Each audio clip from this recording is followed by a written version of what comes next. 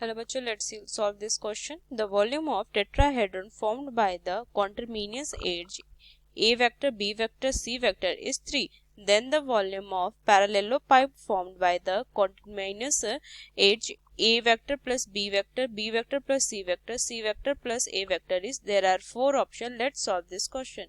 तो यहाँ पे अगर इस क्वेश्चन में अगर हम की कंसेप्ट अगर हम सबसे पहले देखें तो की कंसेप्ट क्या होता है हमारा, यहाँ से लिखेंगे हम वॉल्यूम ऑफ टेट्राहेड्रॉन जो होता है, अगर हम देखें वॉल्यूम ऑफ टेट्राहेड्रॉन ये किसके इक्वल होता है, ये होता है 1/6 box a vector B vector C vector, ये होता है ठीक।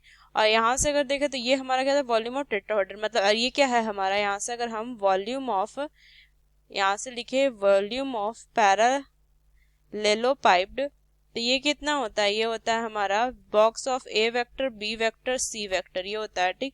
बस इस की कंसेप्ट को लेके हम क्वेश्चन को सॉल्व करेंगे ठीक।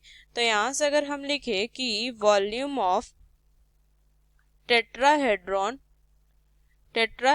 ये 1/6 और यहाँ पे box of A B vector C vector ये हमारा कितना दिया हुआ है 3 हमें दिया हुआ है ठीक। तो यहाँ से हम क्या लिखेंगे, तो हमारा box of A vector B vector C vector की वैल्यू कितनी हो जाएगी 18 हो जाएगी हमारी ठीक। और यहाँ से हमें क्या दिया है कि वॉल्यूम जो है पैरेललोपाइप जो है उनका एज जो फॉर्म्ड बाई एज जो है ये हमारा दिया हुआ है। तो यहाँ से क्या लिखेंगे, तो वॉल्यूम क्या हो जाएगा एज हो जाएगा बॉक्स ऑफ क्या हो जाएगा पैरेललोपाइप का जो है हमारा वॉल्यूम होता है वो क्या होता है इनके एज का यहाँ पे क्या होता है बॉक्स होता है ठीक।